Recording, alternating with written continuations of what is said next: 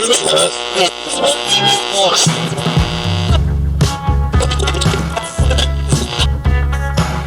BMD Podcast, anytime you want.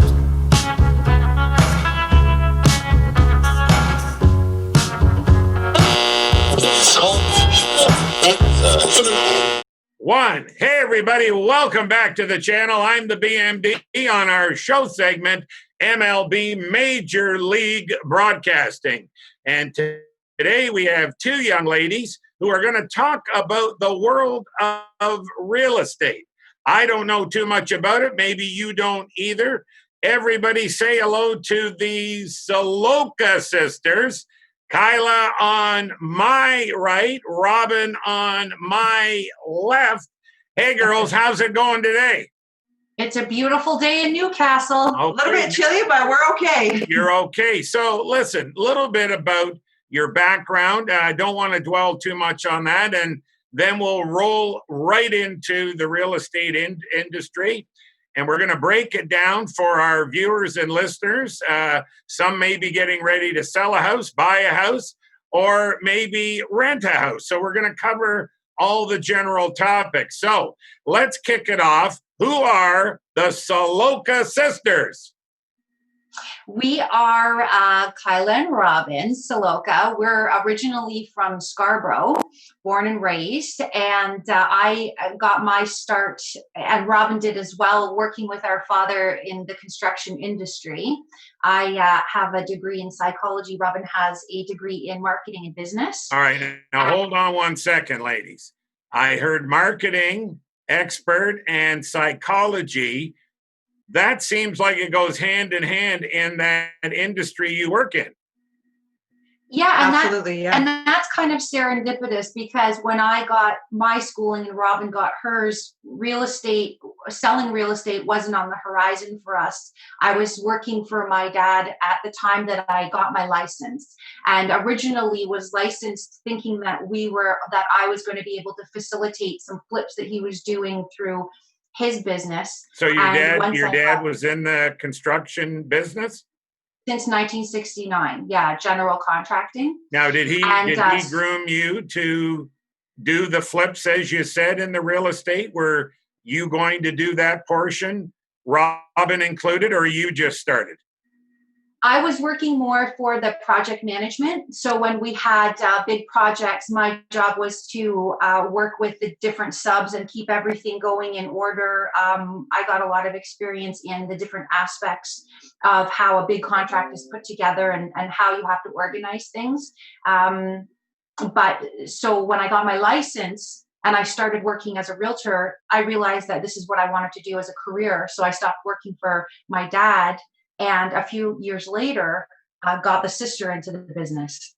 So what was Robin doing when did you have to strong arm her, twist her arm to get involved? Or? Well, I was working with my dad in his business throughout university. But once I graduated, I was looking to kind of put my university education to work in the corporate world, because that's what I was learning. So I took a job at TELUS and I worked my way up there, and I was a marketing manager. So I was really in that corporate world after graduation. And then Carla kept on bugging me and saying, get your license. Let's bring back the family business. And I mean, the lifestyle that she lived was pretty good. I mean, it's a very flexible lifestyle. When you're working at a corporate job, basically 9 to 5, you're on the clock. You got to make sure that you're there at a certain time and leave at a certain time, and you're always accountable. Whereas there's a little bit more flexibility. Sure, you have to work evenings and weekends and all that, but on a Tuesday afternoon, if I need to go and do something, I can do it, right? So that was appealing to me. So I figured, let's do it, and got my license, and I haven't looked back. And her having the... So when your sisters growing up, there's scraps, of course. How do you maintain your even keel and your relationship as, I'm assuming, business partners? Growing up. Compartmentalizing it. So this is our business. And there is a steel wall around the business. And then this is our personal life. So we fight out here, but when it comes down to getting business done, you know, you put everything aside. And in how many years have we been working together now? Maybe 10 or 12 years now together full time. We are proud to say that we've never had a fight or any issues like that within the business. Many fights in the kitchen, no fights in the office. Well, this is the thing. We allow ourselves to fight, right? If we're angry or upset in a personal way with each other, we allow each other to get mad at each other, blow off some steam. And, you know, it's worked out okay because we don't hide things from each other and resent each other. And because we grew up in the family business scenario where our dad's house next door was his office, he had the shop for the construction in behind our yard. We were raised in that environment of the family business and self-employment, and so that wasn't something that was new or scary to us to start. So how come real estate as opposed to fashion and design, owning a restaurant, a cafe, or other thing? Just because you got addicted through the family business and thought, let's branch out together? When I was younger, I always knew that I wanted to run my own business, but without a trade, or, you know, I'm not a chef, like you said. It was always an unknown to me as far as, well, what is that business going to be? And it was kind of a natural progression with our dad being in construction that we would lean more towards the housing and the construction, and that's how we got pushed into. It's all about the comfort level. So we had the comfort level of family business and self-employment, and the comfort level with housing and construction. So it all kind of came together. Okay, big question now. COVID out there, the pandemic. I know there's government rules and regulations about showings, viewings. Are you closing deals by Zoom? Are you face-to-face with the people? Obviously, masks on. Has it affected the real estate industry? Because when you watch the news, they say record this, record that, even with the pandemic, and prices still soaring. Maybe you can tell the viewers and the listeners about maybe a typical deal on what's going on now when a house is listed for sale, a showing, sale. What goes on now with the pandemic around? Well, there's absolutely a different protocol that we have to follow now, right? So generally what happens is, if from a buyer's perspective, you have to get pre-qualified first for a mortgage before you even consider booking showings, because from a seller's perspective, they only want to have people through the house that are qualified to be there, right?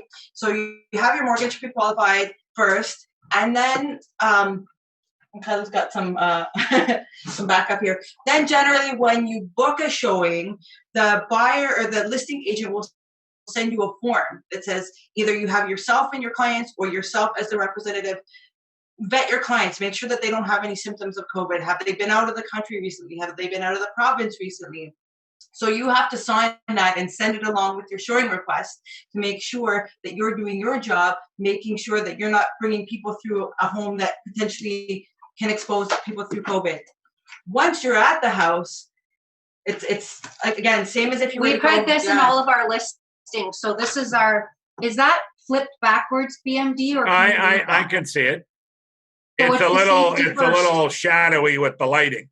Yeah, it's got it. Safety first. And so, you know, we had never done this before. So the whole industry had to figure out, how are we going to pivot and create protocols that allow our industry to still move forward and function, but at the same time, we're protecting ourselves, our sellers, our buyers, everyone involved, because people were calling us with the fear and the panic, and they want us to give them the answers. And at that time, nobody had the answers. And it was very scary, just as a human being selling real estate, to be in a position where you felt that you had to give people that feeling of ease while trying to still figure it out for yourself. But the industry, we have a great brokerage, and we would have Zoom meetings every single morning. And our brokers would bring on lawyers, tops of banks, people from CMHC. They would bring in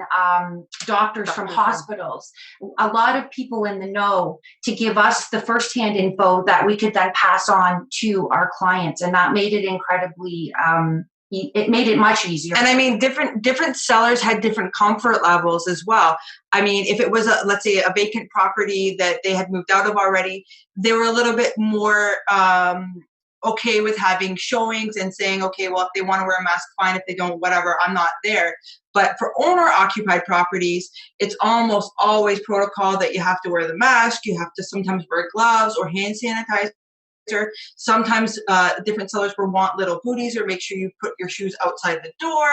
I mean, when this first happened in March, we had a listing that we had already sold, and it was the buyer's revisit. And so the seller wanted me to come there and just watch and make sure that the buyers coming in were actually wearing their PPE.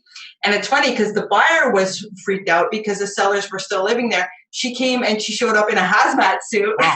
I remember that. I remember. Goggles, respirator, and that must have been late March when it was just really unknown. And I mean, that's what it started off as, and now it's kind of tailored a little bit.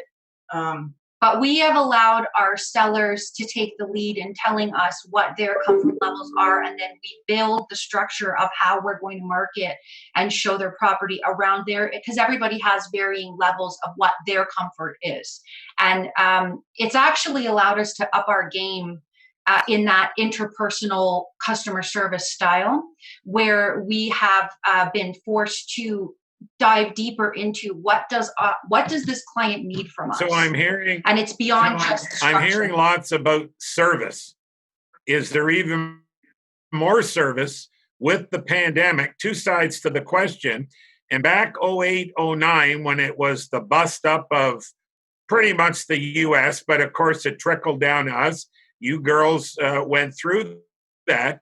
Is the same fat belt stress check going on back 08, 09 that was going on? Is it now with the COVID, the same checking going on with the banks and pricing this and that? Like it.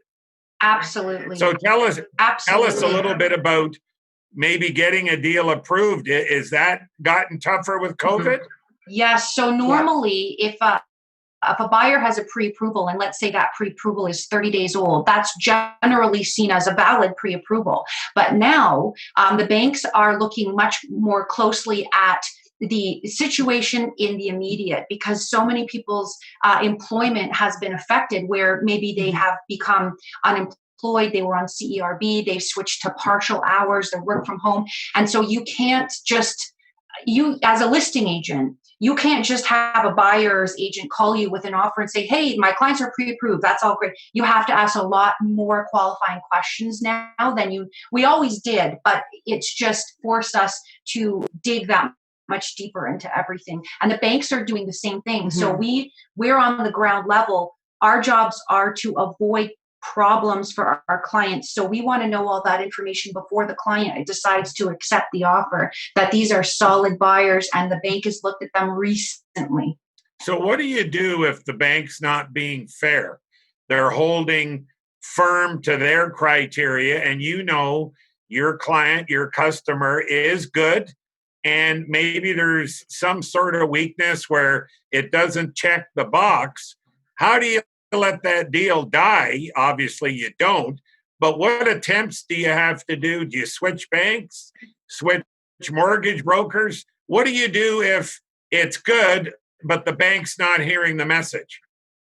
You have to get creative, and you have to make sure that you've got people that you're working with, maybe a couple of different experts, some people from the bank, some mortgage brokers, some private lenders that you're working with that you can call on to help your clients. So we have a very great mortgage broker that we work with, and he has a lot of access to private lenders that maybe their criteria is a little bit more flexible than the banks. I mean, the banks are very low risk. It's in their business to make money, and they don't like to take on risks. If they don't check that specific box, a lot of times, even if they know in their gut maybe the deal will go through and these people are good, if they can't check this box, they're not approving the deal.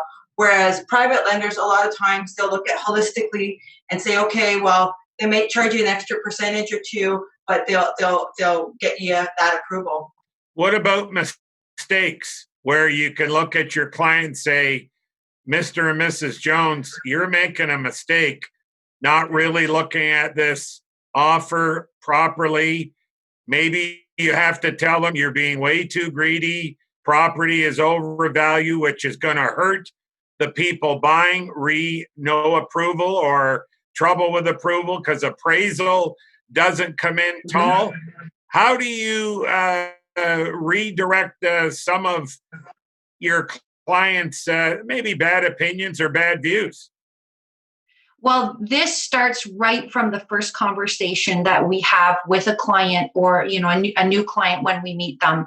And our goal is education and comfort level and support with our clients. So the first thing we do with both buyers and sellers is we educate them as far as, okay, this is what's selling in the target area. This is the high, this is the low. This is what, these are the features that this one had. And we go through everything. So before we're even in an offer scenario, our clients are very, very well educated, so we feel that our job is to be collaborative with them.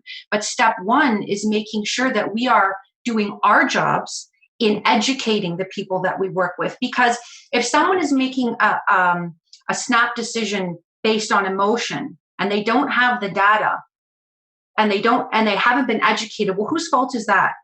That's our fault. We haven't educated them properly. So we try very hard to do that as step one. Number two, ultimately, our clients are the ones that call the shots. We guide them, and our job is to facilitate their deals for them as best as we can in their best interest. But hey, the buck stops with the clients. And a lot of times it's about collaboration with the other agent as well, right? So we're agents who do quite a few deals, and so we have a comfort level with certain other agents that we cross paths with, right? So certain agents that have an established history, they have a way that they can talk with their clients. You can present them data, they'll bring that data back to their clients, and sometimes you can change or sway people's opinions based on discussion and a holistic approach. That's right. Yeah. So Robin and I focus mainly on Clarington, and we live here in Newcastle. And it's very easy for us when we're representing a seller in Newcastle, when we're up against an opponent from out of town, because we have that ground floor knowledge of our market. We've been in these houses that they're looking at on paper just as comps. And so it's all about the collaboration. So, we provide those other agents with the knowledge that we know to ultimately help our clients in putting the deal together. So do the industry, your peers, see the pair of you as double trouble or double effort? It depends on the deal. We try really hard to always work in an ethical, moral, upstanding way with our clients, with our colleagues. Of course, when you're in negotiation, the teeth come out sometimes, and it's head to head, and that's what we do. That's our job. We're negotiators. But you can negotiate with a level of professionalism and mutual respect. And I feel that the majority, I would hope that the majority of our colleagues in the area know that about us. And we have a pretty good name in conducting ourselves that way. So, we don't like to do so shady your things. answer is double effort, not double trouble. Well, sometimes it's double trouble. You have to switch up. And when we go through Tim Hortons, it's double. I hear you. Good answer, Robin. What about when you're having problems with another peer, where I don't really want to use the word shady, but maybe unethical practices? Are you obligated to report them to your governing body, or you pick up the phone and say, hey, buddy, or hey, lady, straighten it up here, or I'm going to report? Like, is there threatening amongst agents if it's a wrong or a hustle or bad business practice? Tell the viewers, what do you do in that case? I mean, there's a lot of gray area in real estate, and there's a lot of things that are not ethical, but they're not illegal, right? And so there's a lot of times where agents will, right now, while the market is very swift, A lot of times people try to sellers and agents will try to put lipstick on a pig for a lot of properties, right? And so you know that the property isn't as great as it appears to be, but with staging and all that. And I think that's kind of one of the biggest things when, as buyer's agents, if they start asking questions about, hey, give me some more information about the electric or the age of the roof or furnace or that type of things. Sometimes that information isn't readily available or given. So it's up to you as an agent to kind of do your due diligence and do your digging.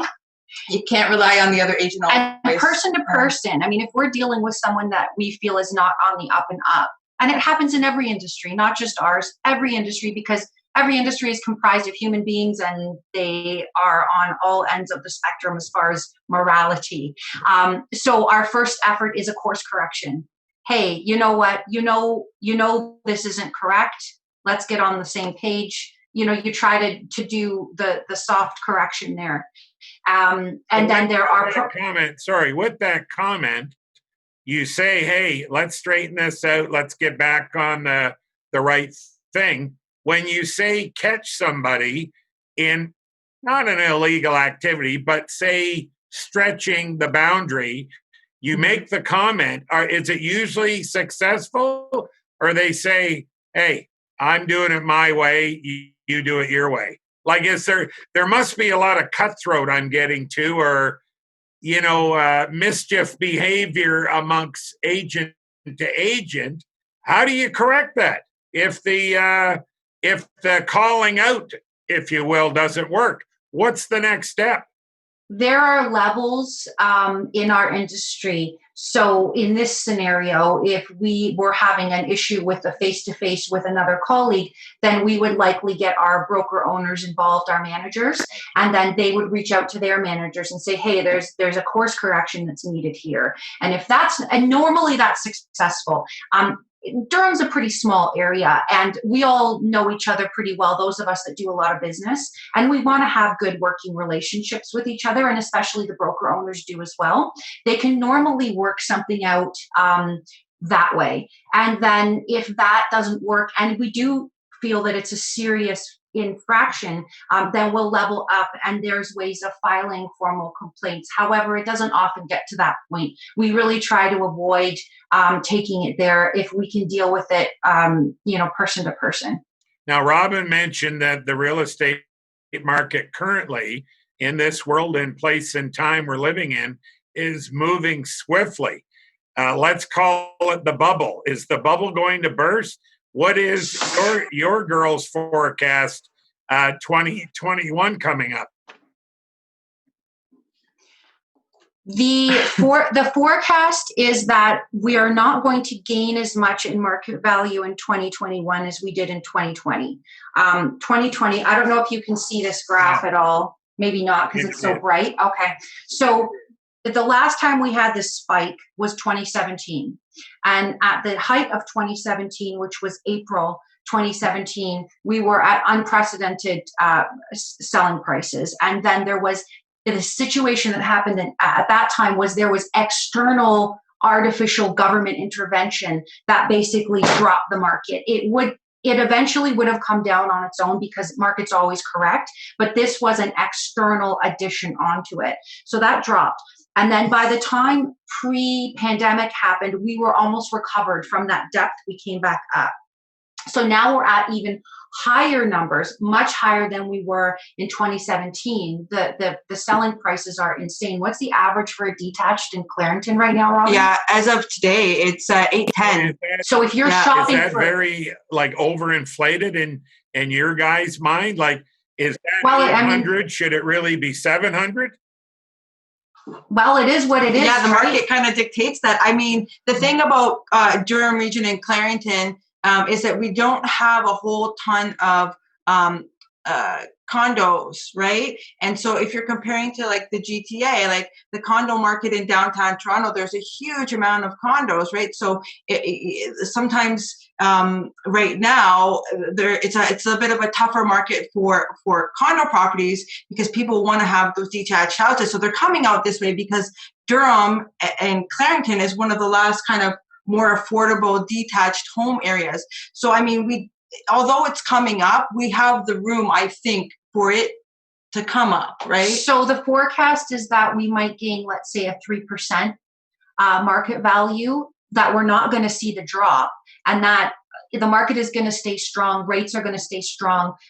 The supply is low, and when you have low supply and you still have demand, that gives you a strong market. So in all likelihood, right now we're in a very heavily seller-centric market. It's a seller's market. And so what we'll see is just a bit of a balancing out, I think. It all depends on inventory. And in 2017, we saw this when people saw what their neighbors were getting, and they're like, wow, I wasn't planning on selling my house, but you know what? Maybe I might decide to do that now.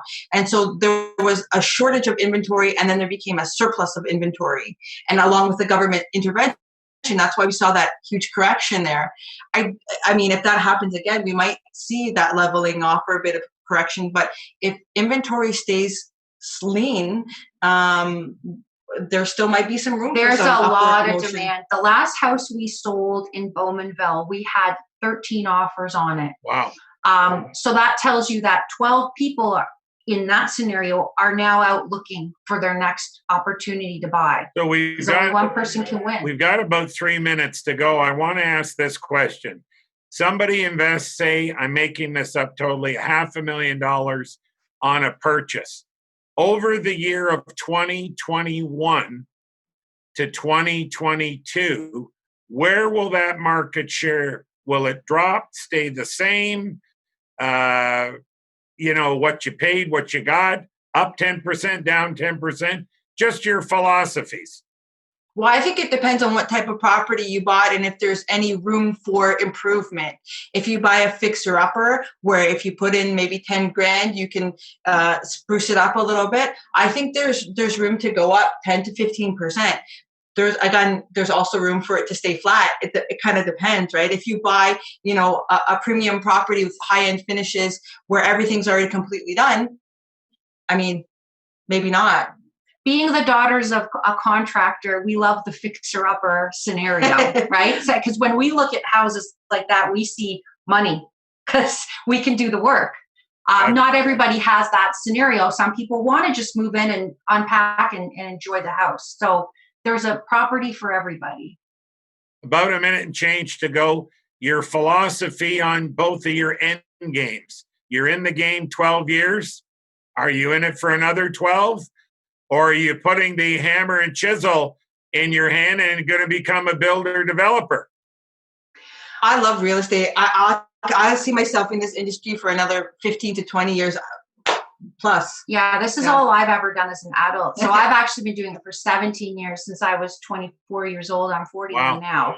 And every day is something new. And because we're self-employed, it gives us the option to hustle and work harder and then see the results of that work. It's very motivating. There's a huge high that you get when you help somebody achieve their goals. When you help them buy or sell and you get a great deal or get them a great, it's a great feeling. It's addictive. I don't want to give that up. It's addictive. Yeah. Well, we'll end on that note. Before we run out, if you want to have some people to see and talk to you further, how can they connect with you girls?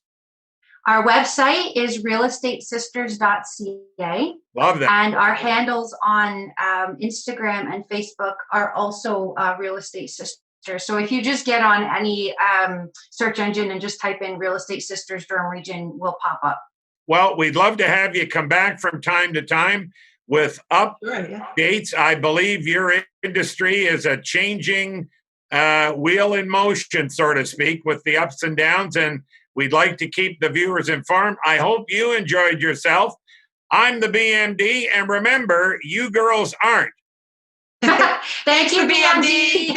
Hey, have a great time. Folks, you've been listening to Major League Broadcasting. I'm your host, the BMD, and we were talking real estate today with the Solowka Sisters. My goodness, they're almost twins from what I'm hearing. They want to be in the industry forever. If you're happy with what you've seen, heard, or listened to, tell a friend. See you then.